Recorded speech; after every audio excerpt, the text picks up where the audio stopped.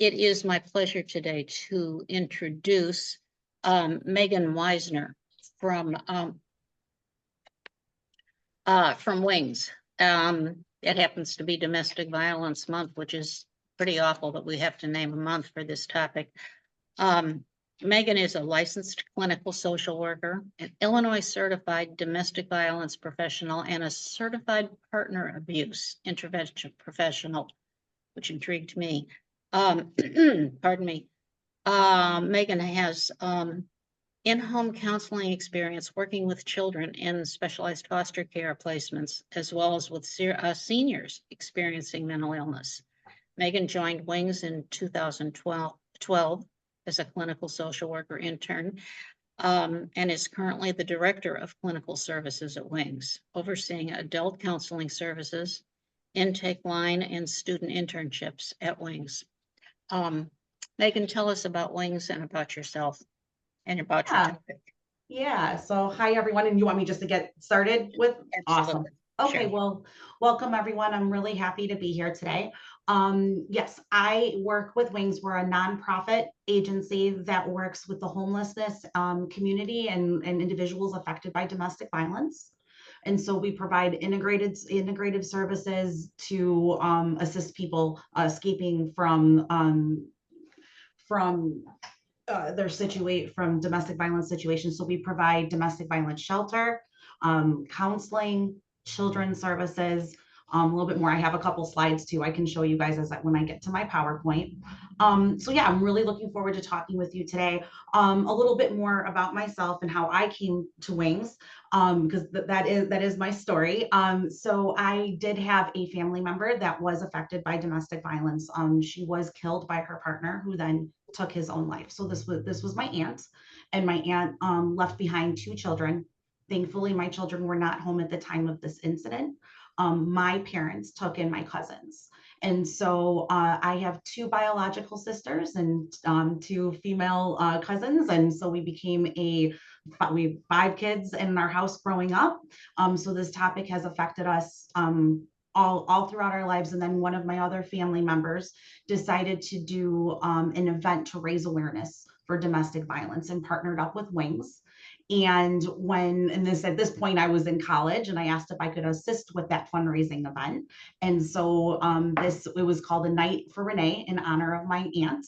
And we raised money and partnered up with Wings. And so I assisted with that event. And then as a thank you, our CEO, Rebecca Dar, who runs our agency, took us through our domestic violence shelter. And I vividly remember standing in a children's group room, and there was a sand tray and different things in that children's room.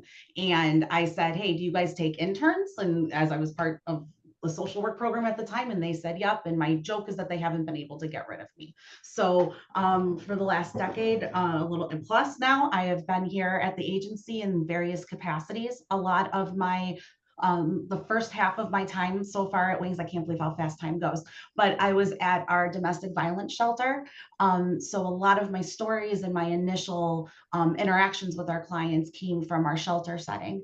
And now I've moved into our clinical services side, which I oversee adult counseling services to everyone across our programming. So those both staying in our shelters in longer term housing, as well as within the community. So these are individuals that may not have left an abuser, an identified abuser right now. And so that they're looking for safety planning, support, and things like that.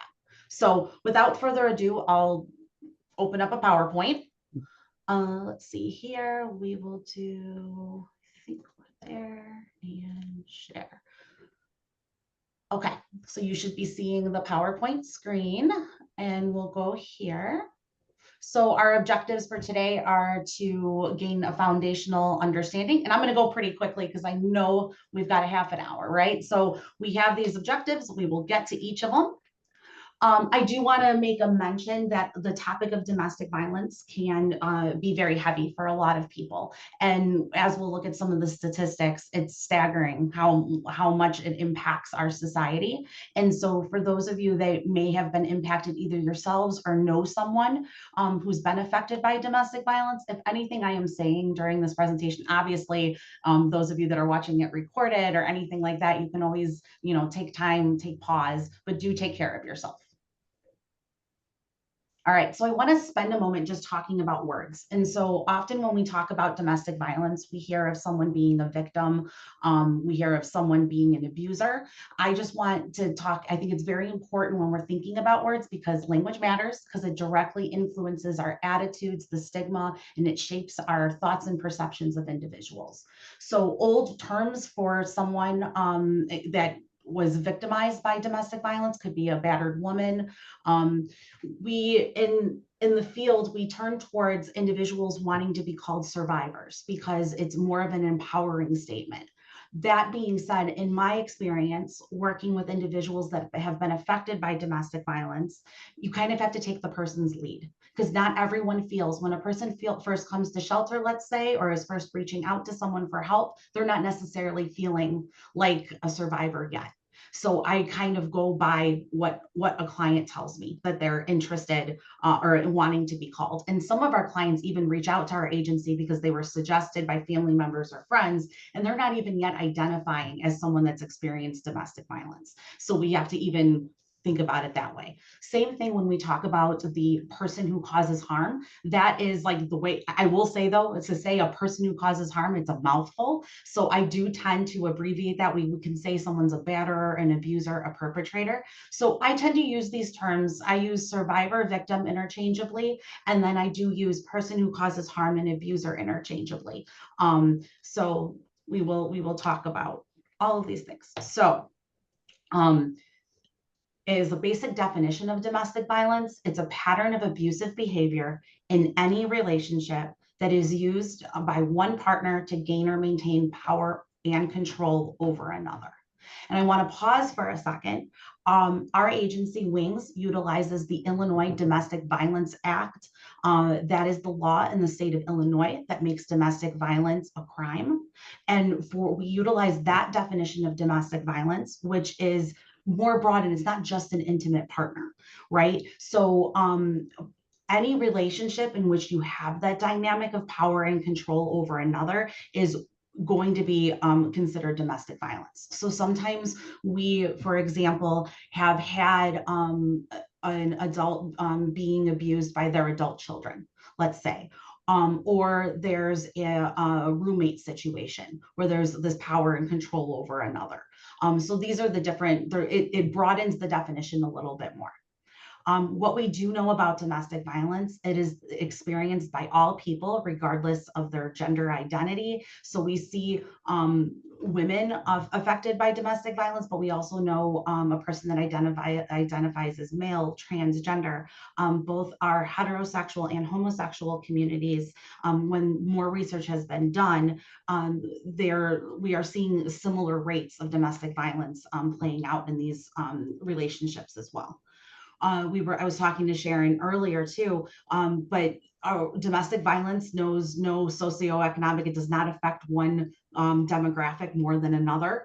Oftentimes people that are abusers we often see them as being like a Jekyll and Hyde, where they're so nice out into the community, but when they're at home, they pick that one person at home to be abusive towards. Something that I might get into later, but I can make a mention here, is a person that causes harm, that's a domestic violence abuser, does not have a general anger management issue.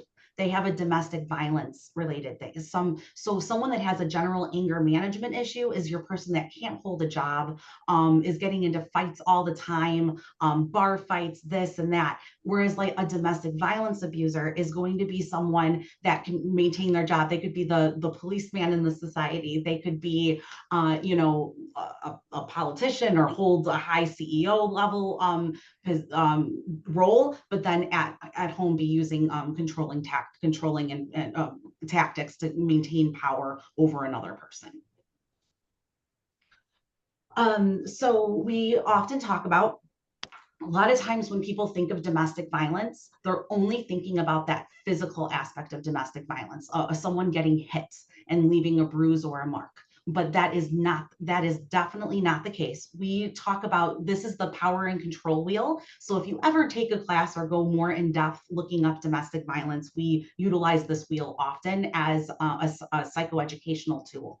But this, it's always centered around power and control. So there does not have to be a physical abuse aspect in order for there to be domestic violence. It can be emotional, it can be sexual, and then all of the different spokes of that wheel are all different tactics an abuser might use against someone to cause harm. So they might use their children against the other person, meaning if you try to leave me, who's going to give you the kids? You're not the one with the job or the house. They're going to give me custody, right? There's isolation.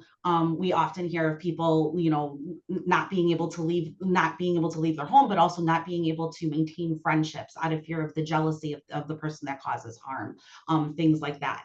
Economic abuse. So not allowing that person to get a job, or they get a job and they give them an allowance, or not let them have access to bank accounts.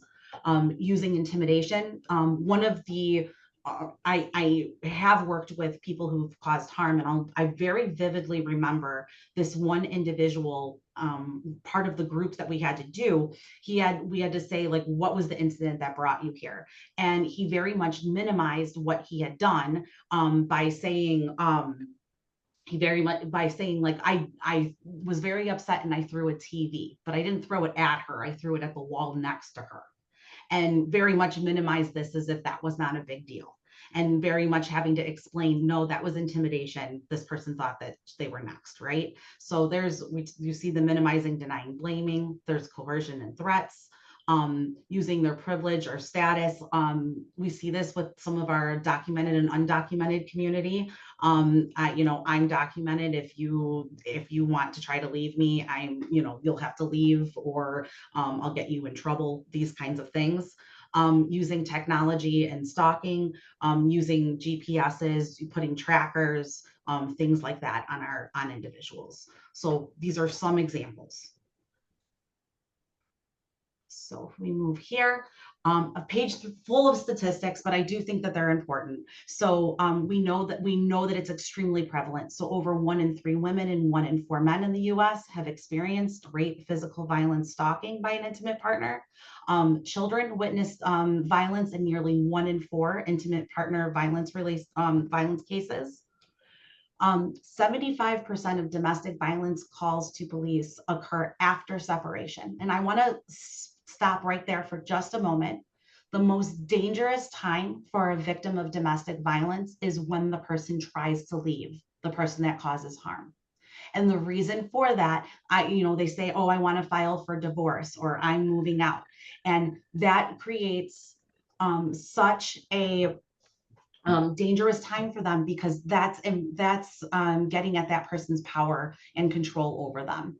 So if that person thinks that they're no longer going to be able to have power over that individual, that's going to become a very dangerous time for a person. So saying, hey, just leave, is not going to be the easiest, because that person needs to think strategically about the safest way to do so. Domestic violence issues lead to nearly 8 million lost days of paid work each year. The presence of a gun in a domestic violence situation increases the risk of homicide for women by 500%. More than half of women killed by gun violence are killed by a family member or intimate partners. I do want to mention, and I have another slide on this, the last warning shot. So the odds of homicide increase to 750% for victims that have been previously strangled by their partner. So I just want to pause there. We have a whole other presentation and things that we talk about in regards to traumatic brain injury and strangulation. But a lot of times people use the word choked, but any sort of even light pressure put on someone's neck can lead to lack of blood flow to the brain and can cause lasting impact, and it very much impacts a person's mental health. So we will see that as well. But what I want to say with that is when we're talking about lethality factors or situations with domestic violence, and we see that the situation is escalating between two individuals, whenever we hear that someone has been strangled or someone's hands have been put on the other person's neck, we know that it's getting very dangerous for this individual. And more than likely, the person that causes harm or abuser is becoming more and more violent towards the individual. Researchers have found that 68.2% of mass shootings, the perpetrator either killed a family or intimate partners, or the shooter had a history of domestic violence. Survivors that we do work with are 3 times as likely to meet the criteria for PTSD. They're 3 times more likely to have suicidal thoughts and 4 times more likely to attempt suicide. Our survivors are 6 times more likely to have a substance use disorder. And I'll go into this in just a little bit more. I do want to take a moment though, with all of those statistics, a lot of times we sit and we say, why does a victim just not leave their abuser? And so for some of the reasons I've already mentioned, but it could be fear for their own safety. A victim knows internally, if I try to leave, they're going to try to hurt me or hurt my children or hurt my family. But the reasons on the page are definitely things we have all seen. There's also a statistic that on average it takes a person 7 to 8 times to leave an abuser or a person that causes harm before they leave them for the final time. And we often utilize that statistic, and that looks different for everyone. It looks different for many individuals, but we definitely see that with individuals working with our agency. Some people, they come to us and they never return to an abuser, and for others, it takes several times for all of the reasons listed on the screen. So if we specifically look at mental health a little bit more, for our survivors and victims, there's increased rates of mental health conditions such as post-traumatic stress disorder, anxiety, depression, suicidal ideation, and eating disorders. Those are the mental health conditions that are very closely related to being a victim of domestic violence. We know that there's a trauma response. So ongoing repeated exposure to domestic violence relationship can lead to trauma responses in an individual, such as dissociation, emotional dysregulation, difficulties in trusting others. Many of our clients experience self-blame and shame. They have low self-esteem, a guilt, loss of agency or meaning, and a loss of control and hopelessness. And many of our clients also can potentially turn to substance use as a coping mechanism for dealing with the symptoms related to trauma. A little bit more of statistics related to domestic violence and mental health. Women with a depressive disorder are 2.5 times more likely to have experienced domestic violence. Women with an anxiety disorder are 3.5 times more likely to experience domestic violence. Women with post-traumatic stress disorder are 7 times more likely to experience DV. Up to 84% of survivors can meet the criteria of post-traumatic stress disorder. 77% suffer from depression, 75% suffer from anxiety, and this trauma then produces a profound and lasting changes in physiology, arousal, emotion, cognition, and memory. And I do think it's important to note about these studies that few studies differentiate between a pre-existing mental health condition and conditions that emerge as a result of domestic violence. And existing studies focus on women with psychosis and women who are currently or have been hospitalized. Few of these studies are including relevant sample sizes of non-white women, non-binary people, and men. And then you can see the few more statistics on the page. This is just one more emphasis on the impact when we see mental health conditions. We also, this is just a little bit more into that brain injury that we are seeing. So not only some people are, brain injury incorporates both like being knocked in the head, physically hit in the head, or a head knocking against a wall, things like that, that can cause a concussion or changes internally. You might not even see. You might not even see those results, and it might not even leave a bruise, but it could lead to long lasting and internal injuries to the brain. So we are as the field in general, we are very much looking more at this. At Wings, I am very proud. We are starting or we have hospital workers and medical advocates that are in several hospitals that are called to do bedsides when individuals say, when you get those screening questions when you go to the doctor that say, are you feeling safe at home? If individuals are identifying something related to domestic violence, they are calling our staff over. They are screening individuals to see if they've had any head injuries, and working with the doctors to ask to make sure that they order CT scans or an MRI or things that would help identify and be able to diagnose a head trauma or a brain injury. I spend just a moment here. So we talk about the cycle of abuse, and I mentioned abuse escalating. And so this is what we talk about.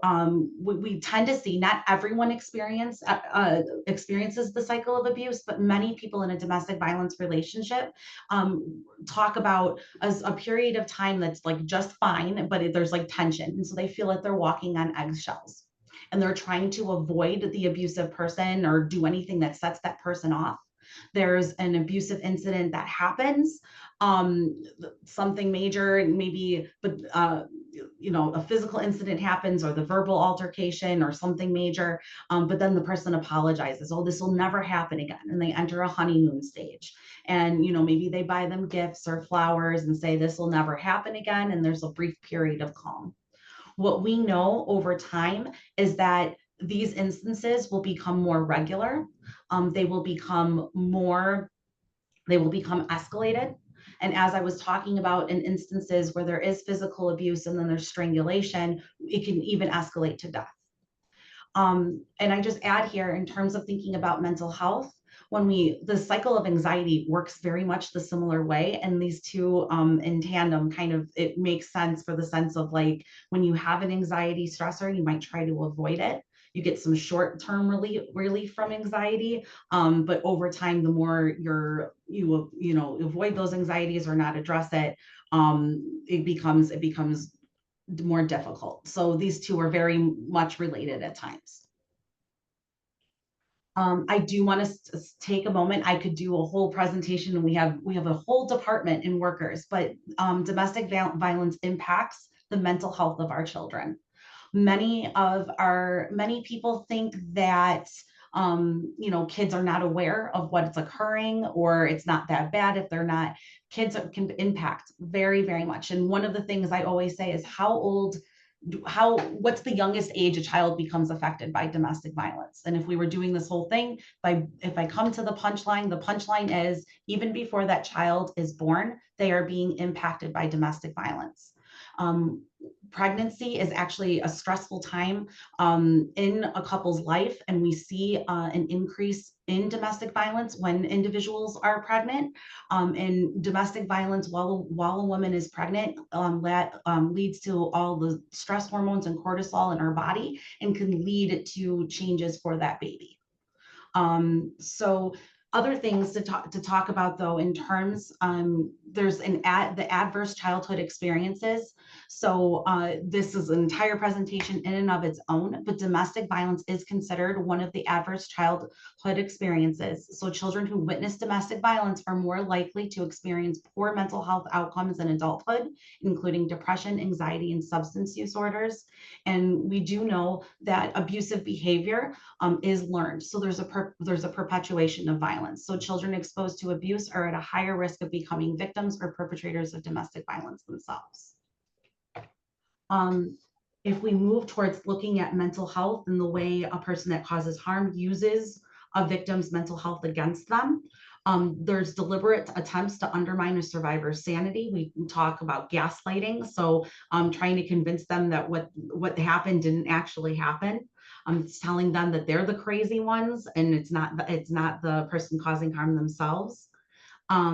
Abusers may prevent a survivor from accessing treatment. They might force a survivor into unwanted treatment, emergency detention, civil procedures initiated by an abuser, controlling a survivor's access to medication.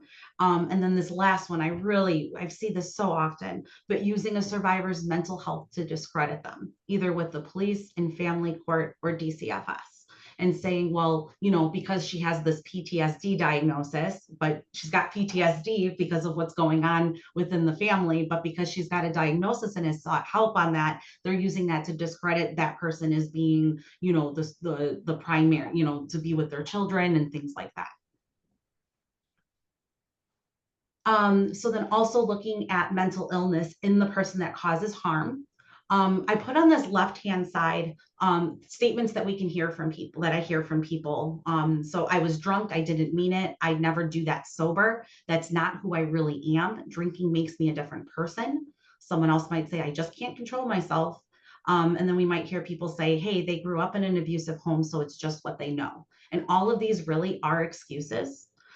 We do know that some of our people that cause harm have pre-existing diagnoses of mental health and they can have substance use, but this slide, I cannot articulate it enough that both substance use issues and mental health issues in an individual it's correlation and not causation, which means that if every person that had a substance use disorder or a mental health condition it's not every single person that has a substance use or mental health disorder. If that were the case, that would be a causation effect. It is not. So yes, these having a mental health diagnosis or substance use can definitely make it worse, can exacerbate the situations, but people have choices to then work on themselves if they know that those are issues occurring. So we know that abuse is a learned behavior, witnessed or experienced abuse in their own family, learned over time from family and friends, pop culture, and there's structural inequities throughout our society. And I had mentioned that way early on, but it's not necessarily an anger management issue. People with general anger issues, right, are having those explosive instances with all people in their lives and not just with an intimate partner, whereas domestic violence very much is power and control over a specific individual. I just want to spend just a moment. I don't need to go into tons of detail here, but I just want to point out that couples therapy is not the suggested way to work with individuals that are experiencing domestic violence. It can actually make the situation much worse, where that person that causes harm then uses those things that are said in those sessions against the person. So very much individuals that do couples therapy should be screening both individuals. And if there is a possibility of domestic violence, each of those people should receive some individual treatments or, group therapies. I do talk a little bit, so I do have a couple slides where I talk about, we do want to provide our clients with trauma-informed care. So I just want to put this out there. I love this iceberg metaphor. So if you think of an iceberg, you can only see a little bit on the surface, right? But an iceberg has a ton below the surface. So a lot of times what we see from our victims and survivors are things like challenging behaviors, attention difficulties, memory problems, anxiety, depression, and they might just like feel like they overreact to situations and things. But what we don't see is all the things that are going on beneath the surface. All those things, all the additional traumas that are going on, either in the past that they've experienced or currently. And then so I'll skip over this for now, but I just want to give a little bit more about Wings. We're an agency that's been established for 40 years. And it initially was about the homeless community within the northwest suburbs. And we realized that a lot of the individuals experiencing homelessness were women and children that were homeless due to escaping domestic violence. So that became our core mission. And today we are the largest domestic violence agency in Illinois.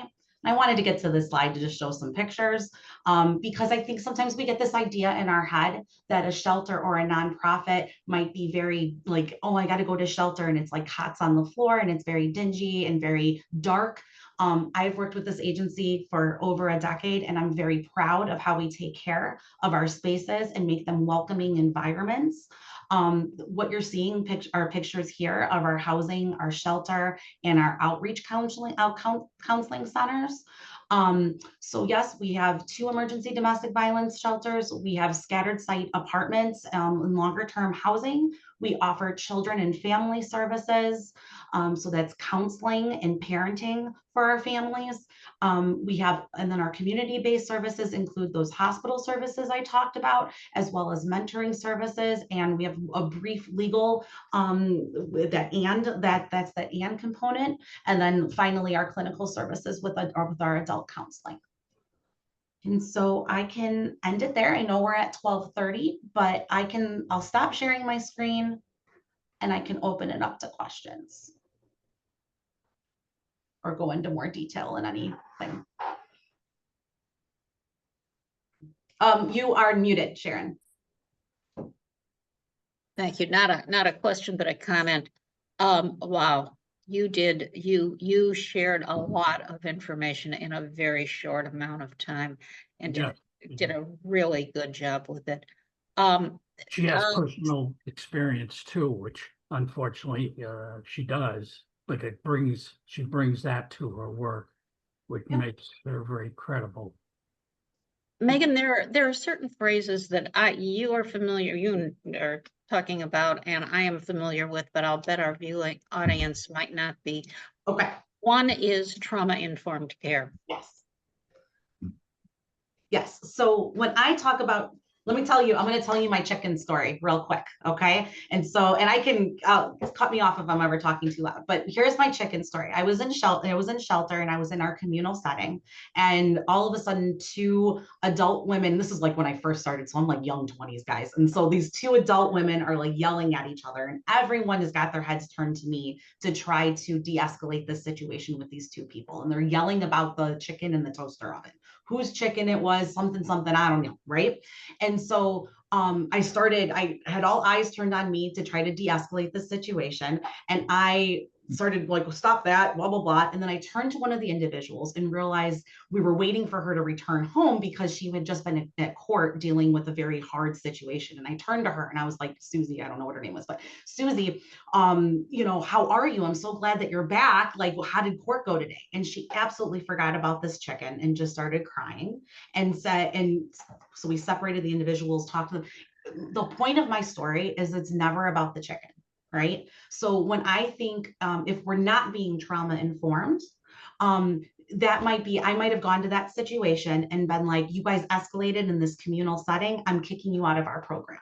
That kind of response, or look at you behaving poorly and how are you can't, and let me punish you for this reason.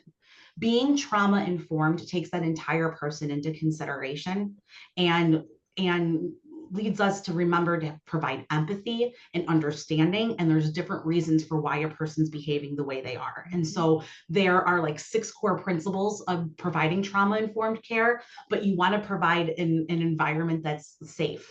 You want to have mutual collaboration with individuals. So like something we talk about at Wings is like, what's really the difference between myself and a client, right? We don't want to try to remake that power differential. I'm the staff.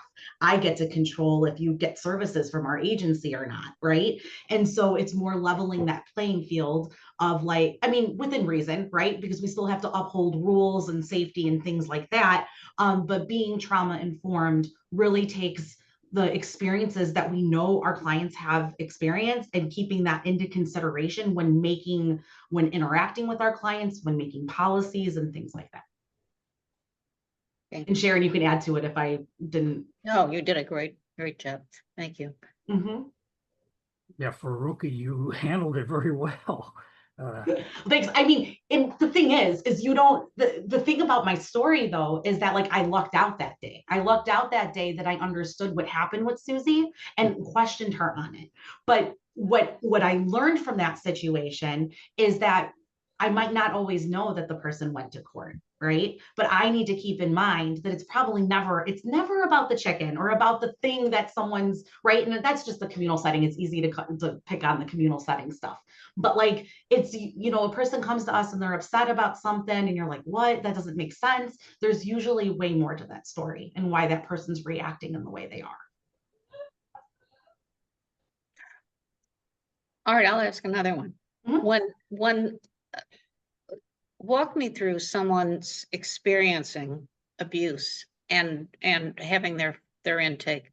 They come and say, help me, how is money Yeah. handled? Yeah, How is and I did. I price? like flew through. So I do have one more slide where it has our like how you can. So the way our agency currently right now, everything they do an initial intake on the phone. So everything is an initial intake with us on the phone, which is just, and we ask questions, but really what qualifies a person for domestic violence, like, are you a victim of domestic violence? And we take the person's word for it. It is not that we're looking, they do not have to show us court documents. They don't have to seek an order of protection or legal something. They're just identifying as a victim of domestic violence. So they complete an intake with us over the phone. Now, again, I'm kind of walking through shelter because shelter is kind of like we do have other programming that's going to have more of a wait list and things like that. So they're going to complete an intake over the phone and then get a follow-up phone call from that program. But if we're looking for someone that's looking to leave right away, they're going to be calling our 24-hour number, which actually links up with the Illinois Domestic Violence Hotline, which knows of the openings in domestic violence shelters throughout the state of Illinois. So instead of calling every single shelter, which they used to have to do when I first started at Wings, that's how it happened. We would give them, people would call, we're like, hey, call these 5 other places. Now they only need to call one phone number, and then they know if there's any openings within the state of Illinois, Wings included. And so by calling that number, if there is an opening, then the caller gets transferred to one of our 2 shelters, because we have one shelter near Midway Airport and another shelter out here in the suburbs, in the northwest suburbs. And so depending on who has openings and where the person's living, they're going to complete a brief intake over the phone. Then we do something like we hold their space for 12 hours and they have to get to us within 12 hours. They come to us and then we tell them more about our programming. Now, I will say, and I'm going to say this, and it's not going to sound like a long period of time. Our length of stay in our shelters and it's different. It's different in our suburbs versus city, but it's anywhere from like 3 to 4 months. So this is not long. This is not a long stay. It's temporary, and our workers work very hard. So every family, every person that comes to our shelter is given a case manager. We call them family advocates, and the family advocates work closely with the person to find out what the next step will be. So even from day one, we're always looking what that next step might be. And for everyone, it's different. For some people, they do have monetary, they're going to find a way to, purchase something and leave us. For others, it might be identifying a safe family member or friend and moving with them. For others, it might be going into our longer term transitional housing. Now, our shelters are 45 beds, okay? If you can imagine, and it's like a 3 or 4 month stay. Our transitional housing, which we have something like 150 units now, which is amazing and great. But if you think about it, they can stay in those units anywhere from 6 months to 2 years. And we do have permanent supportive housing for individuals with disabilities that can't work. But if you think about that, the turnover in our longer term housing is not going to be as fast as what's happening in shelter. So they really have to work closely with their family advocates and work with other agencies. So some of our clients also move on to other transitional housing and longer term housing programs. Some of our clients do end up go to a different shelter after ours if they're still like waiting on a wait list. And then, I mean, I am identifying some of our clients do choose to return to that identified abuser or person that causes harm. We really want to create a safe space for our clients that if they are thinking that, we're never going to discourage, like, hear me out. We're never going to like force a person to, or say that they're we're never going to judge them for making that decision to return. We want to take the opportunity to do as much safety planning and explaining to people they can reach back out to an agency like ours or a different agency in the future if they decide to change. Because like we said, it takes like 7 or 8 times before a person leaves that person for a final. So we're, we know that not everyone, this is their final time leaving. So that's what we're working. And while they're staying in shelter, they are also assigned a children's advocate to work with the kids and anything like case management with the kids. So like getting them, maybe they have to transfer schools while they're staying in our shelter. So they're going to be that liaison for that. And then adult counseling, which is the program that I work very closely with. So they might get started on some counseling services while they're with us. Mary? Thank you for your presentation, Megan. I'm very familiar with Wings in the resale and donation center context, but to actually hear about your services through your homes is really been enlightening, and as well as your statistics about mental health and domestic violence. So my question, and I think I ask this of every speaker, what can Rotarians do? My club recently helped at the resale center, sorting and whatever. But what about specific needs of tangible things that we could help support your facilities? And you can put it in the chat, you can send it back to me by email, but I'd love to hear your thoughts on that. Yeah, I will definitely, I can send something out. I know I have Sharon's email address too, so I can definitely send things out. But so if you think about it as a nonprofit, right? Anyone that comes and stays with us, their entire time with us, it's free. Like their stay is free, right? So if you're staying in shelter I just always do, I have a 5-year-old and 3-year-old at home right now. And so I very much understand even better now these last few years. But people come to us, I mean, diapers, right? Like, and so any kind of toiletries for, so we have an entire pantry. Wings operates an entire pantry that helps all of so it's always restocking that pantry. And think about those toiletries, like all of those kinds of things. We also, as people get into their own apartments before they're working and things like that, so there's canned goods and non-perishable food items and things that we keep. Sharon? Just as an FYI, Mary, and anyone else who was listening, I had a period of time I was a member of the Northbrook Rotary Club, and that was actually, it was my baby. That was the toiletry collection, which ended up, I remember the meeting of shaking hands with the director of the agency to whom these were designated.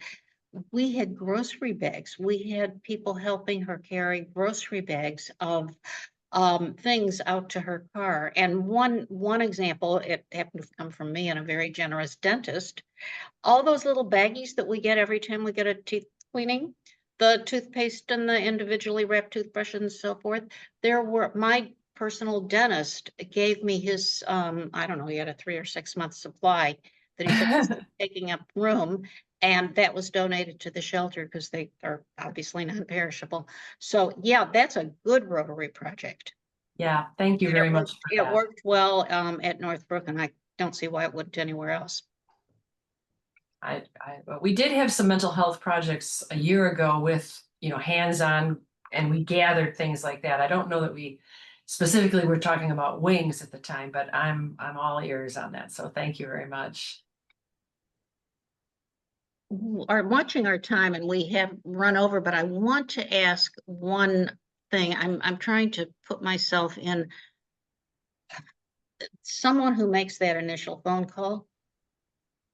What phone number? What if that's tapped? What if that makes things worse? Is there a way of bypassing identification from making that initial phone call?